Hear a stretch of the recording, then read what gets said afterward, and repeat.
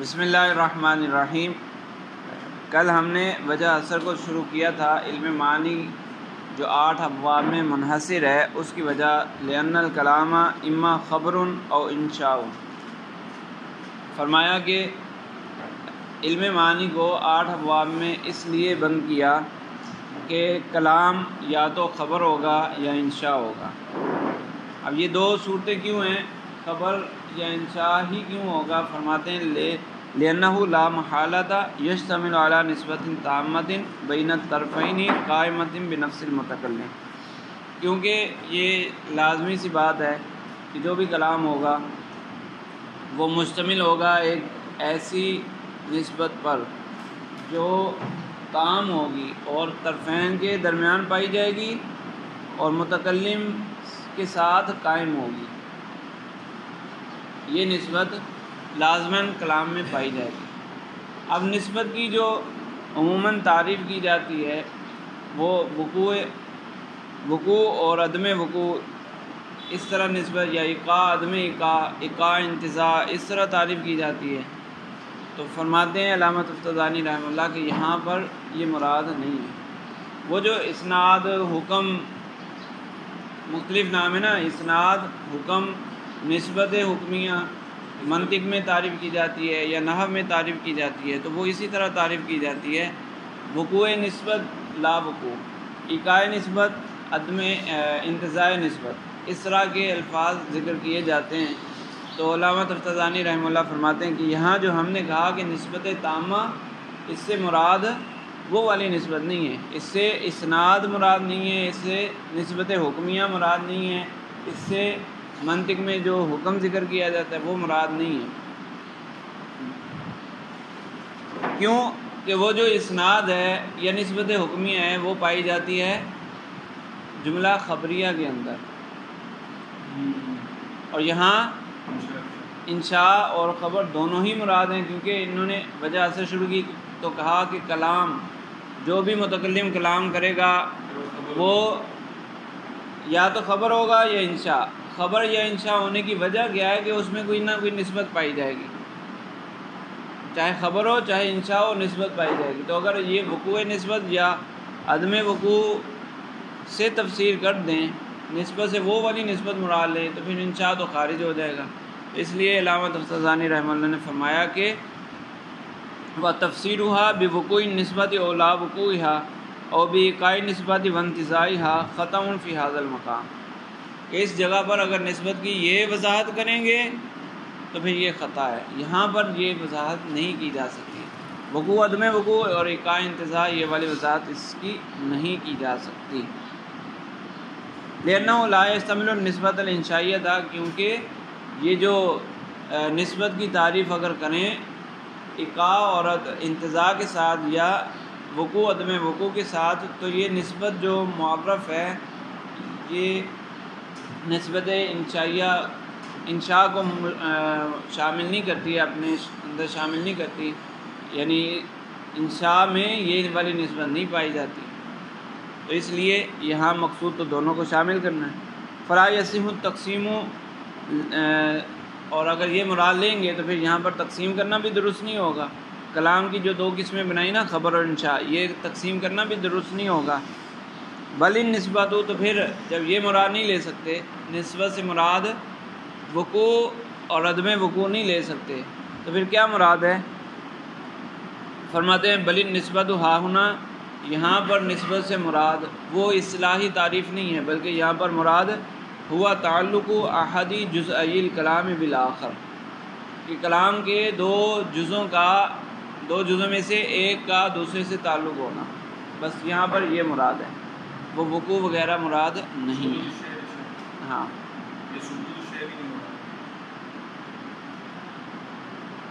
نہیں، تعلق مراد ہے، بس ایک شے کا کلام کے دو اجزاء میں سے ایک جز کا دوسرے جز سے تعلق ہونا۔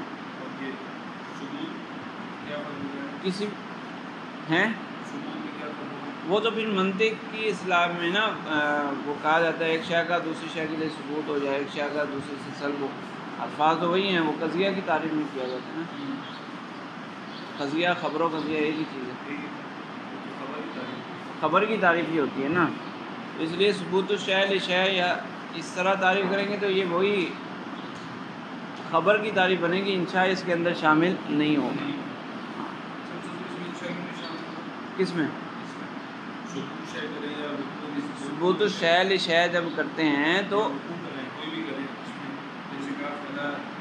وقوع کی وضاحت تو جب آگے آئے گی، ایقاع انتزاع کی آگے وضاحت آئے گی، اس سے بھی پتہ چل جائے گا۔ تو وہ یہ ہوتا ہے نسبت کو واقع کرنا، نسبت کا واقع کرنا یا نسبت کا واقع ہونا۔ تو انشاء میں تو ایسا نہیں ہوتا، اس میں نسبت نہیں ہوتی نا، نسبت حکمیہ نہیں ہوتی۔ وہ جو آگے صدق و کذب کی تفصیل آگے آ رہی ہے اس سے واضح ہو جائے گا۔ وہاں یہی کہتے ہیں نا کہ اس کا کوئی خارج ہوگا جس کے مطابق ہو، تو اسی کو وقوع عدم وقوع یا ایقاع انتزاع سے تعبیر کیا جاتا ہے نا۔ تو انشاء میں تو ایسا نہیں ہوتا، اس لیے انشاء میں یہ والی چیز نہیں پائی جاتی۔ بھائی وقوع کا معنی کیا ہے؟ وقوع کا معنی یہی ہے ثبوت الشیء لشیء۔ جیسے زید قائم ہم کہتے ہیں تو ہم نے قیام کو زید کے لیے ثابت کر دیا ہے، یہ ثبوت الشیء لشیء ہو گیا، اور یہی وقوع نسبت ہے۔ اور انشاء میں ایسا نہیں ہوتا، انشاء میں ایک شے کو دوسری شے کے لیے ثابت نہیں کیا جاتا، بلکہ وہاں تو حکم دیا جاتا ہے کسی کام کا یا تمنا کا اظہار ہے، وہ مختلف جو انشاء کی اقسام ہے، تو اس لیے وقوع وغیرہ وہاں نہیں پایا جاتا۔ لہذا نسبت کی تعریف یہاں پر نسبت سے مراد کیا لینا ہے؟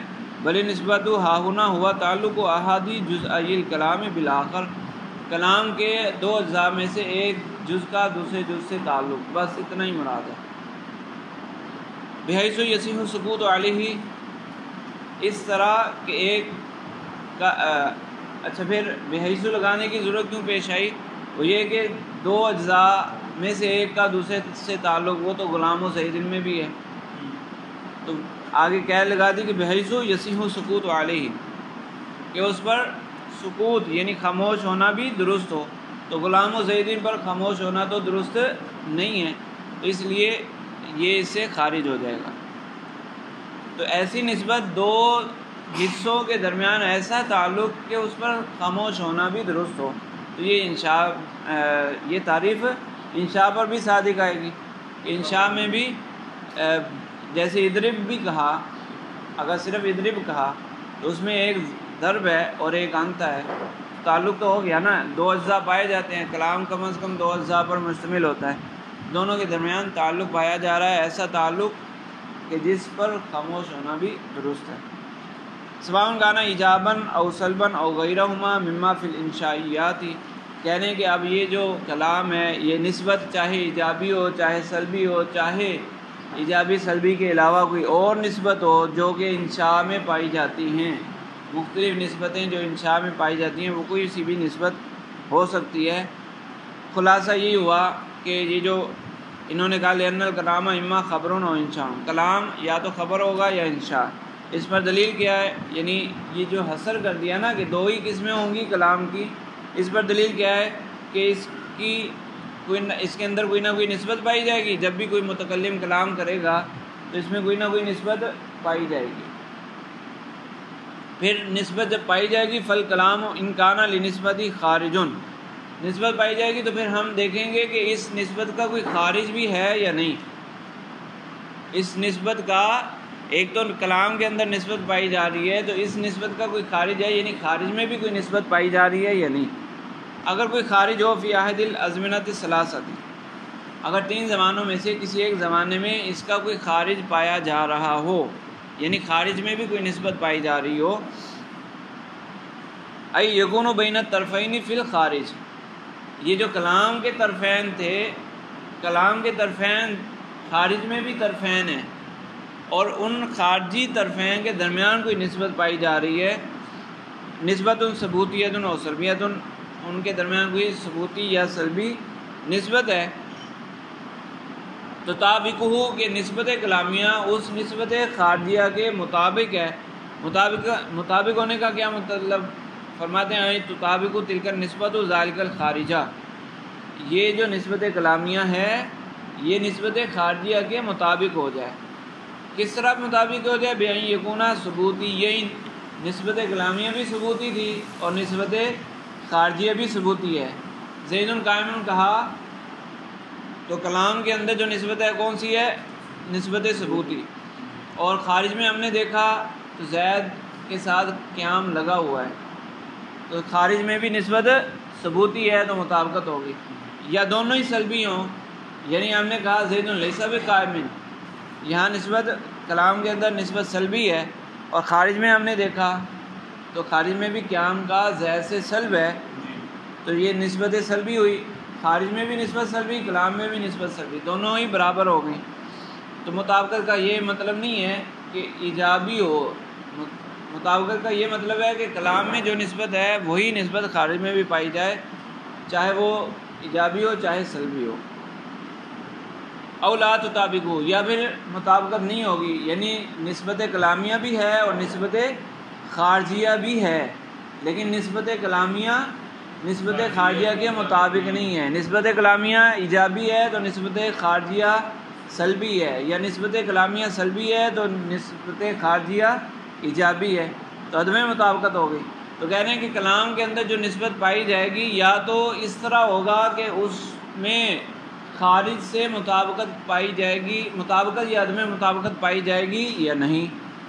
تو اگر اس کا کوئی خارج ہو جس سے مطابقت یا عدم مطابقت کا لحاظ ہو تو وہ خبر ہے، اور اگر ایسا نہ ہو تو وہ انشاء ہے۔ بِأَن يَكُونَ أَحَدُهُمَا ثُبُوتِيًّا وَالْآخَرُ سَلْبِيًّا، اگر مطابقت نہ ہو تو اس کا یہ مطلب ہے کہ ایک ثبوتی ایک سلبی ہو، فَخَبْرٌ أي فَالْكَلَامُ خَبْرٌ، تو یہ کلام خبر بنے گا، وَإِلَّا، اور اگر اس کا کوئی خارج نہ ہو، أي وَإِن لَّمْ يَكُن لِنِسْبَتِهِ خَارِجٌ كَذَلِكَ، اگر کلام کے اندر پائی جانے والی نسبت کا اس طرح کا کوئی خارج نہ ہو تو پھر اس کو کہیں گے انشاء، فَإِنشَاءٌ، یہ انشاء ہے۔ وَسَيَزْدَادُ هَذَا وُضُوحًا فِي أَوَّلِ التَّنبِيهِ، کہنے مزید اس کی وضاحت آگے تنبیہ میں آ رہی ہے جہاں صدق و کذب کی تفصیلی بحث ہے، وہاں اس انشاء اور خبر میں فرق اور انشاء خبر کے مختلف احتمالات وہ واضح ہو جائیں گے، یعنی مطابقت اور عدم مطابقت کی تفصیل وہاں آ جائے گی۔ تو اب 8 ابواب کی وجہ اثر ہے نا، 8 ابواب کی وجہ اثر بنانی ہے، تو پہلے تو کہہ دیا کہ کلام دو ہی ہو سکتے ہیں، یا خبر یا انشاء۔ پھر خبر ہے تو کہہ رہے ہیں کہ والخبر لا بد له من مسند الیہ و مسند، تو انشاء کا ایک باب ہو گیا، انشاء کا ایک باب ہو گیا، اور جو خبر ہے اس کی پھر کہہ رہے ہیں کہ اس میں مسند بھی ہوگا، مسند الیہ بھی ضروری ہے، بغیر مسند الیہ کے کلام نہیں بنتا، اسی طرح اسناد کے بغیر بھی کلام نہیں بنتا، تو کلام کے لیے مسند الیہ اور اسناد ضروری ہے۔ اور کبھی کبھی اس کے متعلقات بھی ہوتے ہیں، جب مسند فعل ہو یا شبہ فعل ہو، مسند جب فعل ہو یا شبہ فعل ہو، اگر جملہ فعلیہ ہے تو فعل پہلے ہوگا، اگر جملہ اسمیہ ہے پھر بھی مسند فعل ہے یا شبہ فعل ہے، یہ جیسے زید ضربہ یا زید قائم، تو اس کے کوئی متعلقات ہو سکتے ہیں، جب مسند فعل یا شبہ فعل ہو تو اس کے کچھ متعلقات ہو سکتے ہیں، ٹھیک ہے۔ شبہ فعل کیا ہے؟ کل مصدر، اچھا، والخبر لا بد له من مسند الیہ و مسند و اسناد والمسند قد یکون له من متعلقات، تو جب خبر کے اندر مسند الیہ کا ہونا بھی ضروری ہے، مسند کا ہونا بھی ضروری ہے، اسناد کا ہونا بھی ضروری ہے، تو ایک باب ہو گیا اسناد کا، ایک ہو گیا مسند الیہ کا، اور مسند کا بھی ایک باب ہو گیا، 3 باب ہو گئے، چوتھا انشاء کا 4 باب، اور والمسند قد یکون له متعلقات، اور مسند کے کبھی کبھی متعلقات بھی ہوتے ہیں، اذا کان فعلا او فی معنی ہو، جب مسند فعل یا معنی فعل ہو، شبہ فعل ہو، معنی فعل سے مراد کل مصدری و اسم الفاعل والمفعول والظرفی ونحو ذالک، اس میں فاعل ہو، مصدر ہو، اس میں فاعل ہو، اس میں مفعول ہو، اس میں ظرف ہو، یا جار مجرور ہو وغیرہ، یہ ساری جو صورتیں ہیں، ٹھیک ہے۔ تو متعلقات فعل کا بھی ایک، متعلقات کا بھی ایک باب ہو گیا، کتنے ہو گئے باب؟ 5۔ وَهَذَا لَا جِهَةَ لِتَخْصِيصِ بِالْخَبْرِ، علامہ تفتزانی نے درمیان میں ایک اعتراض کر دیا کہ مصنف نے مسند کے یعنی جملہ خبریہ کے اندر جو مسند ہوتا ہے اس کے بارے میں تخصیص کر دی کہ مسند کا کبھی متعلق ہوتا ہے، یعنی مسند کے متعلقات ہوتے ہیں، تو یہی متعلقات جملہ انشائیہ میں بھی تو پائے جاتے ہیں۔ جیسے کوئی کہے اضرب زیدن بالخشبۃ، اگر کوئی کہتا ہے اضرب زیدن بالخشبۃ تو یہ بالخشبہ کس کے متعلق ہوگا؟ اضرب کے متعلق ہوگا، اس کا تعلق یہ پورا جملہ بالآخر جملہ انشائیہ ہی بنے گا نا، جس کے بھی متعلق ہو بالآخر یہ جملہ انشائیہ بنے گا، ایسا ہی ہے۔ تو انشاء کے متعلقات ہوئے یا نہیں؟ انہوں نے خاص کر دیا کہاں پر؟ مسند میں، یعنی جملہ خبریہ میں۔ تو کہہ رہے ہیں لا جہتا، نہیں متعلقات کی بات فرماتے ہیں وہذا لا جہت للتخصیص بالخبری، خبر کے ساتھ اس کو خاص کرنے کی کوئی وجہ نہیں ہے، لأن الانشاء لا بد له مما ذکرہ۔ اچھا مسند لہ بھی شامل ہو جائیں گے، صحیح ہے، مسند لہ بھی اس میں پائے جاتے ہیں جملہ انشائیہ میں، اور اسی طرح وقد یکون لمسندہ ایضا متعلقات، اور اس کے مسند کے لیے متعلقات بھی ہوتے ہیں۔ مسند لہ بھی اسناد نہیں ہوتی، اسناد خبری نہیں ہوتی انشاء کے اندر، لیکن مسند لہ تو ہوتے ہیں۔ اضرب میں مسند اضرب فعل ہے، انت ضمیر اس کے اندر مسند لہ ہے، اضرب مسند ہو گیا اور انت ضمیر جو اس کے اندر پوشیدہ ہے وہ مسند لہ، تو مسند لہ تو یہاں پر بھی پائے جاتے ہیں، صحیح ہے۔ اسناد خبری نہیں ہوتی نا، اسناد خبری نہیں ہوتی، وہ تو پیچھے جو نسبت ذکر کی تھی وہ تو پیچھے تھی، یہ جو والخبر لا بد له من مسند الیہ مسندی و اسناد، یہاں اسناد سے مراد اسناد خبری ہے۔ ہاں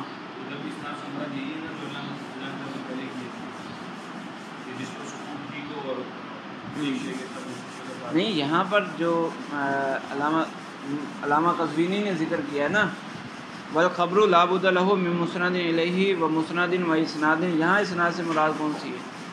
یہ تو اسناد خبری ہے، اسناد خبری ہے، آگے باب بھی تو اسناد خبری کے احوال کا ہے نا، یہاں مراد خاص اسناد ہے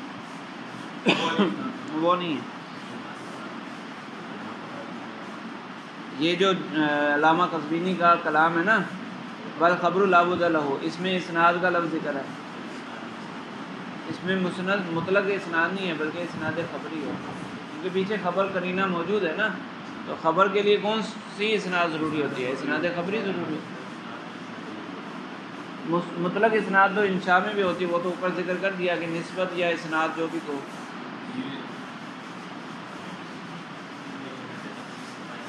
ہیں،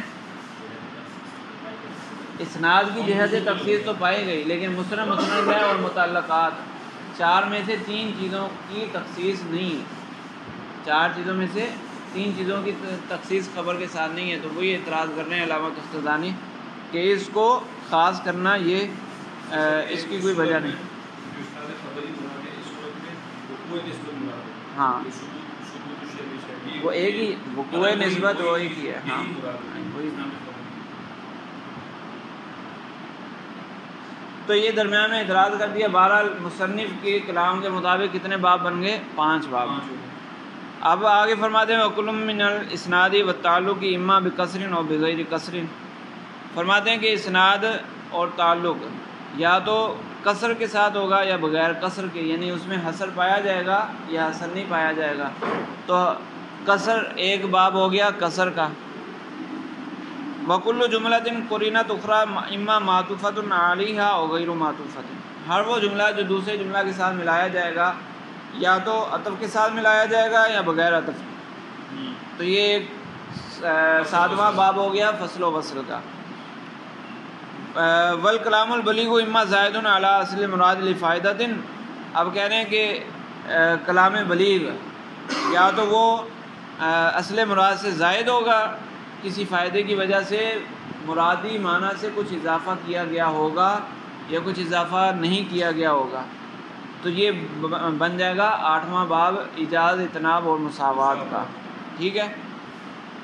اب یہ جو درمیان میں علامہ تفتزانی رحمہ اللہ وضاحت کر رہے ہیں کہ احتراز بھی عن التطویل، انہوں نے جو کہا نا لفائدتن اما زائد علی اصل مرادی لفائدتن، تو فائدہ کا لفظ اضافہ کرنے کی وجہ کیا ہے؟ فرماتے ہیں کہ اتناب اور تطویل میں فرق یہی ہوتا ہے کہ اتناب میں بھی بعد لمبی ہوتی ہے، تطویل میں بھی بعد لمبی ہوتی ہے، لیکن اتناب میں کچھ فوائد حاصل ہوتے ہیں، تطویل میں کوئی اضافی فوائد حاصل نہیں ہوتے.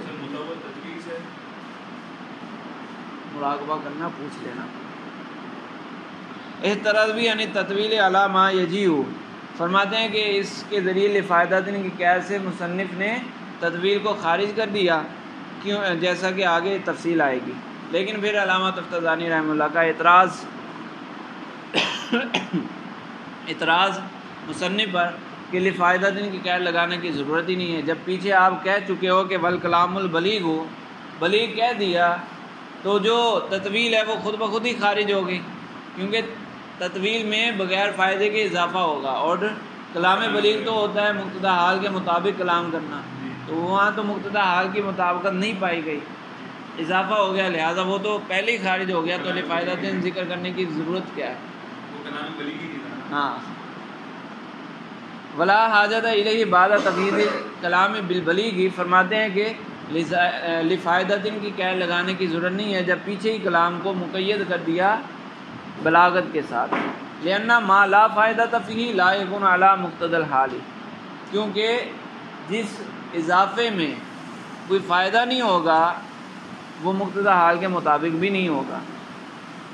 فالزائد لا لفائدۃ لا یکون بلیغا، جو بغیر فائدے کے اضافہ ہوگا، اضافہ شدہ کلام، وہ بلیغ بھی نہیں ہوگا، تو وہ پہلی قید سے ہی خارج ہو رہا ہے. تو لفائدہ ذکر کرو نہ کرو برابر ہے. اما زائد علی اصل مرادی او غیر زائد، یا زائد ہوگا یا نہیں ہوگا. جی کون سی؟ لا جہاد لتخصیصی بالخبری. مصنف نے کہا کہ خبر کے لیے، یعنی پہلے تو کہا کہ کلام یا تو خبر ہوگا یا انشاء، پھر خبر کے جب وجہ حسر بیان کی جاتی ہے تو اسی طرح کیا جاتا ہے نا کہ ابتداءً 2 ٹکڑے کیے، پھر ایک ٹکڑے کو لے کر بات کی جاتی ہے، تو وہ اسی ٹکڑے میں ہی موجود ہوتی ہے نا بات، دوسرے ٹکڑے میں وہ بات نہیں چلتی. تو انہوں نے کہا کلام کی 2 قسمیں ہیں، یا تو خبر ہوگا یا انشاء. خبر ہو تو خبر کے لیے مسند کا ہونا بھی ضروری ہے، مسند الیہ کا ہونا بھی ضروری ہے، اسناد کا ہونا بھی ضروری ہے، اور کبھی کبھی اس میں متعلقات بھی ہوتے ہیں.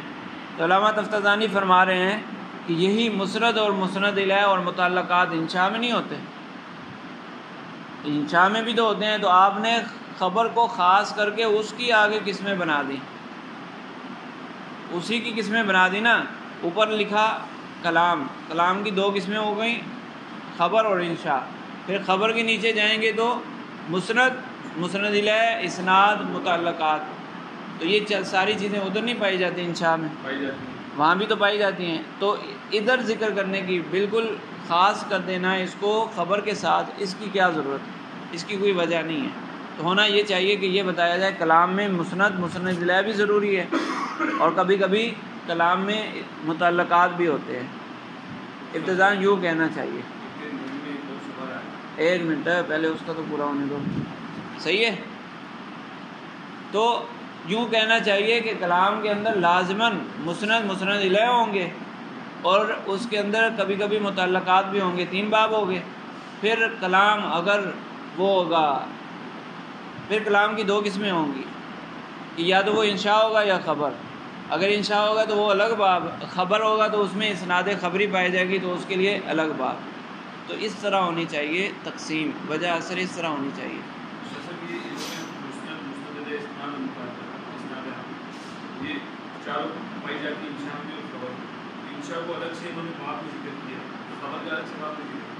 اسناد خبری کا ہے نا بھائی، جب اس کے اجزاء کو الگ الگ کر کے ذکر کر دیا تو یہ زیادہ اولا ہے. اعتراض تو یہ ہونا چاہیے کہ خبر کے 4 باب بنا دیے یا 3 باب بنا دیے اور انشاء کا ایک ہی بنایا، تو انشاء کا کیا قصور ہے؟ تو اس لیے تو میں نے ابھی جو جواب دیا ہے نا، ان کو جواب دیا کہ ہونا یہ چاہیے کہ ابتداءً یہ کہا جائے کہ ہر کلام میں مسند مسند الیہ اور نہیں اور متعلقات ہوں گے، اسناد نہیں، مسند مسند الیہ اور متعلقات ہوں گے، تو 3 باب ہو گئے، مطلقاً کلام کے 3 باب ہو گئے۔ پھر کلام کبھی ہوتے ہیں نا، ہوں گے تو انشاء میں بھی ہوں گے، خبر میں بھی ہوں گے، بہرحال 3 باب ہو گئے۔ پھر کلام کی 2 قسمیں ہیں، خبر اور انشاء۔ خبر کی صورت میں خبر کے حوال اسناد خبری کے نام سے ذکر کرتی ہے، انشاء کے حوال انشاء کے نام سے ذکر۔ اسناد خبری نہیں ہوتا، اسناد تو ہے، وہ تو اوپر ذکر کر دیا، نسبت تامہ والی بات کی ہے نا، تو اس میں اس لیے تو تخصیص کی تھی، یعنی معنی بیان کیا تھا کہ یہاں یہ والا معنی ہے۔ کہاں پر نہیں، حرج نہیں ہے، لیکن مصنف جن چیزوں کی وجہ حسر بیان کر رہے ہیں ان چیزوں میں سے اسناد ہے، تو آگے جو ذکر ہوئے ہیں وہ احوال اسناد خبری ہیں، اس میں خاص کیا ہوا ہے اسناد خبری کو، وہاں صرف اسناد خبری کے احوال ہیں، اور یہ وجہ اثر بھی تو انہیں ابواب کی ہے نا، تو یہاں پھر کون سا اسناد مراد لیں گے؟ اسناد خبری لیں گے۔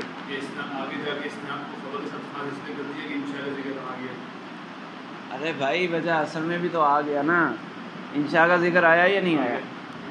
جو آگے تقسیم ہے وجہ اثر اسی کے مطابق ہی کی جاتی ہے نا، وجہ اثر اسی کے مطابق بیان کی جاتی ہے، تو ایسا کیسے ہو سکتا ہے باب میں اسناد خبری مراد لی جائے، قسموں میں اسناد خبری مراد لی جائے اور حسر بیان کرتے ہوئے مطلق اسناد لے لیا جائے؟ ایسا تو نہیں ہو سکتا، تو یہ وجہ اثر اسی کے مطابق ہے۔ ابھی تو علامہ تفتزانی کے اعتراضات موجود ہیں نا۔ اچھا، لا لفائدۃ لا یکون بلیغا و غیر زائد، ھذا کلہ ظاہر۔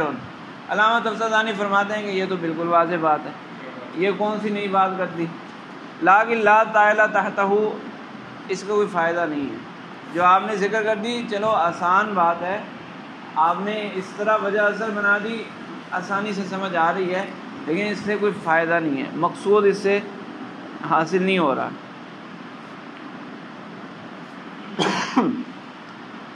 لا طائل تحتہ لأن جميع ما ذکر من القصر والفصل والوصل والإيجاز ومقابليه انما هي من احوال الجملة او المسند الیہ او المسند۔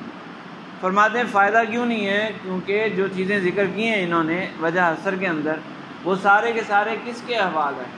یا تو مسند کے حوال ہیں، یا مسند الیہ کے حوال ہیں، یا پورے جملے کے حوال ہیں۔ فصل و وصل کو ذکر کیا، قصر کو ذکر کیا، ایجاز اتناب مساوات کو ذکر کیا، یہ سارے کس کے حوال ہیں؟ اسناد یا جملے کے حوال ہیں، یوں کہہ لیں جملے کے حوال ہیں۔ تو یہاں پر جو اہم بات تھی وہ اہم بات یہ تھی کہ یہ بیان کیا جائے کہ اس کو الگ کیوں ذکر کیا ہے، احوال مسند الیہ، احوال اسناد خبری میں تو اور بھی بہت ساری چیزیں ہیں، تو اس طرح تو اگر اپنی مرضی کرنی ہے تو کوئی بھی اٹھ کے کہے کہ میں علم معنی کے 20 ابواب بناؤں گا، کوئی کہے میں 30 بناؤں گا، کوئی کہے چلو تم 100 بنا لینا، تو اپنی مرضی سے کوئی کہے میرا دل چاہ رہا ہے تو میں اتنے ابواب بناؤں گا۔ تو آپ یہ بتاؤ، یا تو یہ کرو کہ مسند الیہ اسناد، یا تو 2 ہی باب ہونے چاہیے، اسناد یعنی خبر اور انشاء کا، یا بغیر باب کے ایک ہی سارے ذکر کیا جائے کلام کے احوال، یا اگر مزید تقسیم کرنی ہے تو مسند الیہ اور اسناد کے ابواب بنا دیے۔ لیکن یہ جو فصل و وصل، قصر، ایجاز اتناب مساوات کو الگ کیا، یہ کیوں الگ کیا؟ سب سے اہم بات تو یہ تھی بتانا، یہاں آپ کو چاہیے تھا یہ بتاتے کہ ان کو الگ کیوں کیا، تاکہ بعد میں کوئی اٹھ کر یہ نہ کہے کہ میں تو اس کو بھی اضافہ کروں گا، ابواب علم معنی کے میں 8 کی بجائے 10 بناؤں گا، تو بعد میں کوئی اور اعتراض اپنی مرضی نہ چلائے۔ تو اہم بات یہ تھی، وہ ذکر نہیں کی اور ایسی چیز ذکر کر دی جس کا اتنا فائدہ ہی نہیں ہے، صحیح ہے؟ فرماتے ہیں فالذی یہمہ، مصنف کے لیے جو اہم تھا وہ یہ تھا یبینہ سبب افرادی ھذہ الاحوال اما سبقہ وجعلی کل منہا بابم برأسہ، ان پر لازم اور اہم، اس مقام پر اہم یہ تھا کہ یہ بیان کیا جاتا کہ ان احوال کو باقی احوال سے الگ کیوں کیا اور ان کو ایک مستقل باب کی حیثیت کیوں دی. وَإِلَّا فَنَقُولُ، ورنہ کسی کی مرضی ہوگی، ہماری مرضی ہوگی تو ہم یہ کہیں گے کہ کل من المسند الیہ والمسند مقدم او مؤخر معرف او منکر الی غیر ذلک من الاحوال، کہ مسند مسند دونوں کے لیے یہ بھی ہے کہ وہ مقدم ہوگا یا مؤخر ہوگا، معرفہ ہوگا یا نکرہ ہوگا. الی غیر ذلک من الاحوال، اور کتنے سارے احوال ہیں جو آگے تفصیل ہے. فلما لم یجعل کل من هذه الاحوال بابا علی حدۃ، تو کوئی اعتراض کر سکتا ہے نا کہ پھر تقدیم و تاخیر کو الگ باب کیوں نہیں بنایا، اسی طرح معرفہ نکرہ کو الگ باب کیوں نہیں بنایا، کوئی اعتراض کر سکتا ہے. تو بہتر یہ تھا کہ اعتراض پیدا ہونے والے اعتراضات کا خاتمہ کر دیا جاتا اور وجہ بیان کر دی جاتی کہ اس کو ہم نے اس لیے الگ کیا. ٹھیک ہے. ومن راما تقریر ھذا بالتردید بین النفی والاثبات ففساد کلامی اکثر و اظہر.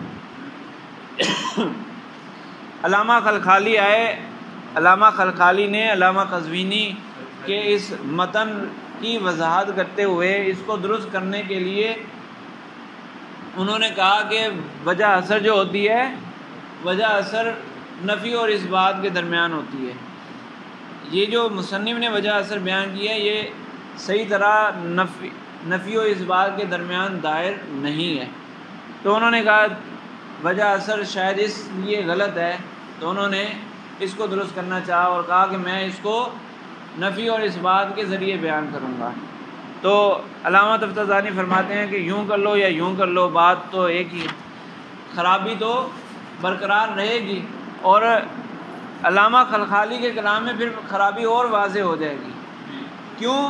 کیونکہ حصر ایک ہوتا ہے عقلی اور ایک ہوتا ہے حصر استقرائی.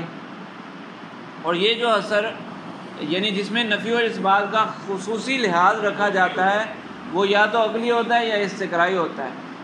تو یہ جو مصنف نے وجہ اثر ذکر کی یہ نہ تو، یا علامہ خلخالی نے جو ذکر کی وہ نہ تو استقرائی ہے اور نہ ہی عقلی ہے. تو پھر وجہ اثر کو نفی اس بات کے ساتھ بیان کرنے سے کون سا نیا فائدہ حاصل ہو جائے گا. ٹھیک ہے جی.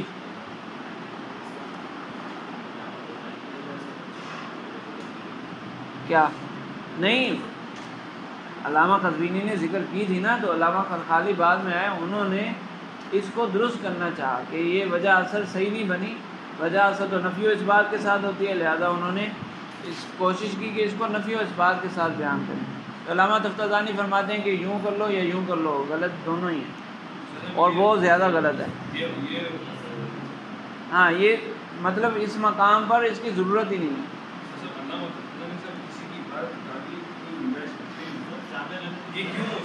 زیادہ غلط علامہ خلخالی کا ہے، وہ اس لیے کہ انہوں نے التزام کر لیا نفی اور اس بات کا، اور جہاں نفی و اس بات کا التزام کیا جائے تو اس کا مطلب یہ ہوتا ہے کہ اس کے علاوہ کوئی اور صورت نکل ہی نہیں سکتی. تو وہ حصر عقلی ہوتا ہے یا استقرائی ہوتا ہے. ایک منٹ، جیسے مثال کے طور پر نہیں، وہ جو ہے کلمہ یا تو مستقل معنی پر دلالت کرے گا یا نہیں. اگر مستقل معنی پر دلالت کرے گا تو پھر دو صورتیں ہیں کہ یا تو اس میں زمانہ پایا جائے گا یا نہیں. تو اس کا مطلب کوئی اور صورت نکلتی ہے اس میں، جب یوں ہوگا یا یوں ہوگا، یوں کر کے بیان کیا جائے نا، یا تو ایسے ہوگا یا نہیں ہوگا، یہی اس بات اور نفی ہوتا ہے. تو جب اس طرح بیان کیا جائے تو اس کا مطلب ہوتا ہے کوئی اور صورت نکل ہی نہیں سکتی.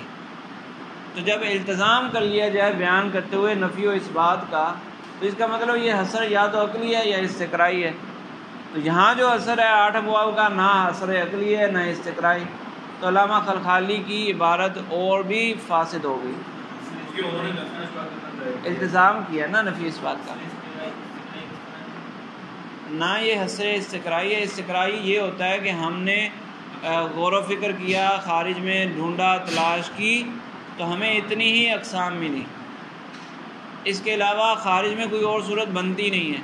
اس کو کہتے ہیں حصر استقرائی۔ اور ایک ہوتا ہے حصر عقلی، یعنی عقل یہ کہتی ہے کہ اس کے علاوہ کوئی اور صورت نہیں نکل سکتی۔ تو حصر عقلی انتہائی پختہ حصر ہوتا ہے، اور اس کے بعد حصر استقرائی ہوتا ہے۔ ان دونوں کو نفی و اثبات کے ذریعے بیان کیا جا سکتا ہے، اور اس کے علاوہ بیان نہیں کیا جا سکتا۔